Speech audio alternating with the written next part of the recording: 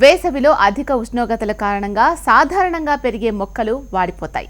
సాగునీటి సదుపాయం కూడా అంతగా ఉండగా చేనులోనే పంటలు చనిపోతాయి. కాబట్టి చాలా మంది రైతులు వేసవిలో పంటల సాగు చెయ్యరు. అంతకు ముందు వేసుకున్న పంటలను వేసవిలో కంటికి రెప్పలా కాపాడుకుంటారు. కానీ హరిత గృహాల పుణ్యమా అని రైతులు ఏడాదంతా పంటల సాగు చేసుకోవచ్చు, లాభాలు గడించవచ్చు.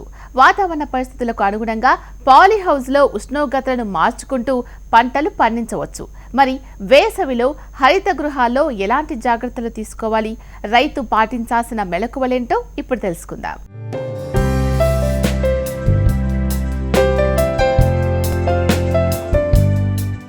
ఎండాకాలంలో హరిత గృహాల్లో వేడి ఎక్కువగా ఉంటుంది. బయటి వాతావరణం కంటే చాలా డిగ్రీల ఉష్ణోగ్రత ఎక్కువ.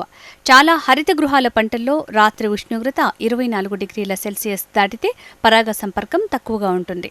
పూత కాత రాలుతుంది. కాబట్టి ఖచ్చితంగా నీడ కల్పించడం, వెంటిలేషన్, తేమ శాతం పెంచడంతో ఉష్ణోగ్రతలు తగ్గుతాయి.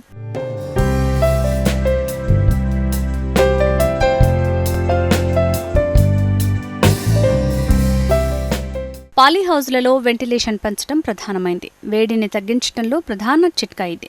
హరిత గృహం తలుపులు, పక్క వెంట్లను పాక్షికంగా తెరవటంతో చల్లని గాలి హరిత గృహాల్లో వేడెక్కిన మొక్కలకు అందుతుంది. రూపు వెంటి విస్తీర్ణం నేల విస్తీర్ణంలో 20% అంటే 2 నిమిషాల్లో హరిత గృహమంతా తాజా గాలితో నిండుతుంది. చాలా హరిత గృహాల్లో ఇది సరిపోతుంది. అయితే పక్క వెంట్లు, తలుపులు కూడా పాక్షికంగా తెరిస్తే పూర్తి చల్లదనం మొక్కలకు వస్తుంది. 27 డిగ్రీల సెల్సియస్ ఉష్ణోగ్రత దాటితే మొక్కలు దెబ్బతింటాయి. దీన్ని నమోదు చేయడానికి గరిష్ట, కనిష్ట ఉష్ణోగ్రతలు నమోదు చేసే థర్మామీటర్ ఉంచాలి. అధిక వేడి రోజుల్లో అన్ని ద్వారాలు తెరిచిపెట్టి పిల్లులు, కుక్కలు రాకుండా వలలు అమర్చాలి. ఎంతో సులభంగా, త్వరగా వేడిని తగ్గించే ఉపాయం హరిత గృహానికి నీడ కల్పించటం. పెయింట్లు వేయటం ద్వారా నీడను ఏర్పాటు చేయొచ్చు. బ్లెండర్లు అంటే ఇవి నీడను పైపాటుగా కల్పించేందుకు ఉపయోగపడే సాధనాలు. బయట, లోపల వీటిని వాడే వీలుంది.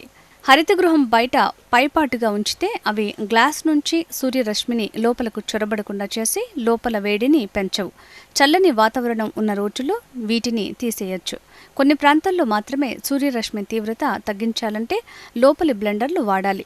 నీడనిచ్చే వైర్ మెష్లు లేదా షేడ్ సెంట్లు చాలా తక్కువ ధరల్లో బ్లెండర్స్కు ప్రత్యామ్నాయంగా వాడుకోవచ్చు.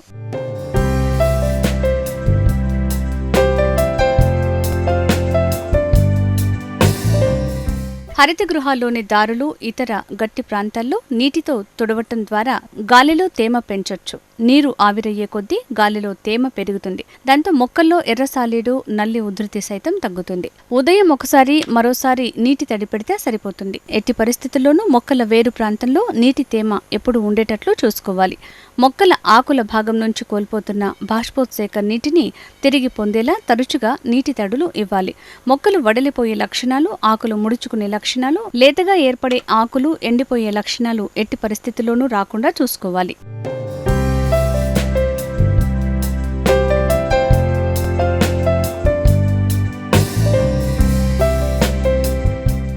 నీడనిచ్చే క్లాత్ వాడకంతో హరిత గృహాలు 30 నుంచి 90% వరకు సూర్యరశ్మి తీవ్రతను తగ్గించవచ్చు.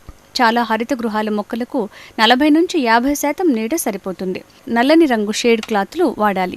పెద్ద పరిమాణంలో ఉన్న నీటి డబ్బాలు, తొట్లు వాడటం వల్ల అవి అధిక వేడిని గ్రహిస్తాయి. చాలా మొక్కల్లో కిరణజన్య సంయోగ క్రియ 21 నుంచి 22 డిగ్రీల వద్ద జరుగుతుంది. 21 నుంచి 22 డిగ్రీల ఉష్ణోగ్రత మిరపకు పనికి వస్తుంది. పూత, కాత ఏర్పడటానికి సరాసరిన రాత్రి ఉష్ణోగ్రత 16 నుంచి 18 డిగ్రీల సెల్సియస్ ఉండాలి. 14 డిగ్రీల కంటే ఎట్టి పరిస్థితుల్లోనూ ఉష్ణోగ్రత తగ్గకుండా ఉండాలి. అలాగే వేరు ప్రాంతంలో 18 నుంచి 21 డిగ్రీల ఉష్ణోగ్రత ఖచ్చితంగా ఉండాలి. 23 డిగ్రీల ఉష్ణోగ్రత దాటితే వేరు వ్యవస్థ దెబ్బతింటుంది. మొక్కల వేర్ల ఉష్ణోగ్రత 24 నుంచి 25 డిగ్రీల ఉష్ణోగ్రత తగ్గకుండా నీరు, పోషకాలు అందించాలి. గాలిలో తేమ 80% ఉన్నప్పటికీ ఉష్ణోగ్రతపైనే తేమను నిలుపుకునే సామర్థ్యం ఆధారపడి ఉంటుంది. 20 డిగ్రీల ఉష్ణోగ్రత కంటే 24 డిగ్రీల ఉష్ణోగ్రత వద్ద నీటి నిల్వ ఎక్కువగా ఉంటుంది. ఉష్ణోగ్రత పెరిగే కొద్దీ గాలిలో తేమ తగ్గేలా చర్యలు తీసుకోవాలి. ఎటువంటి పరిస్థితుల్లోనూ మొక్కలను నీటితో తడపకూడదు. వేసవిలో నీటి లవణాలు అధికమవటం వల్ల ఆకులు, పూలు మాడిపోయే అవకాశాలు ఎక్కువ.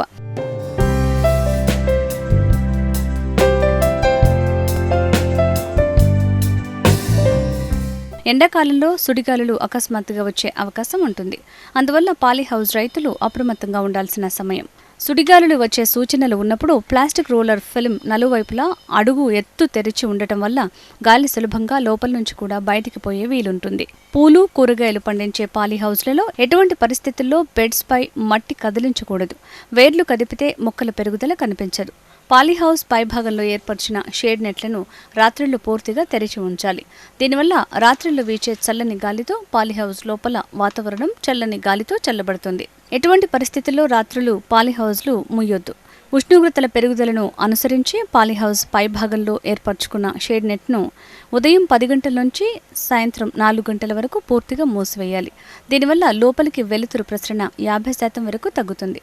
కార్నేషన్ పూల సాగులో ఏ సమయంలోనైనా మొక్కకు ఒక కొమ్మ లేదా 2 చిగుర్లు వచ్చి ఉండాలి. చిగుర్లు లేకుండా ప్రతి కొమ్మను కత్తిరించినప్పుడు 100% మొక్కలు చనిపోతాయి. అందువల్ల పూత కోతలో తగు జాగ్రత్తలు తీసుకోవాలి.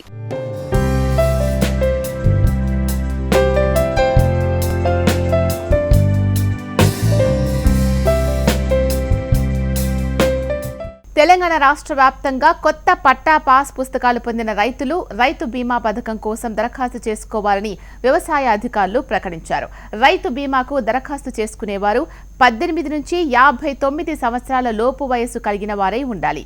కొత్త పట్టా పాస్ పుస్తకం లేదా ROFR పట్టా కలిగి ఉన్నవారు రైతులు తమ వద్ద ఉన్న ఆధారాల నకలు కాపీలను కార్యాలయంలో అందజేయాలి. నామినీ పేరు, వారికి సంబంధించిన ఆధారాలను ఖచ్చితంగా దరఖాస్తుతో జమ చేయాలి. రైతు బీమా చేయించుకునేందుకు ఎటువంటి రుసుము చెల్లించాల్సిన అవసరం లేదు. రైతు అనుకోని పరిస్థితుల్లో మృతి చెందితే రాష్ట్ర ప్రభుత్వం నామినీకి 5 లక్షల రూపాయలు చెల్లిస్తుందని అధికారులు తెలిపారు.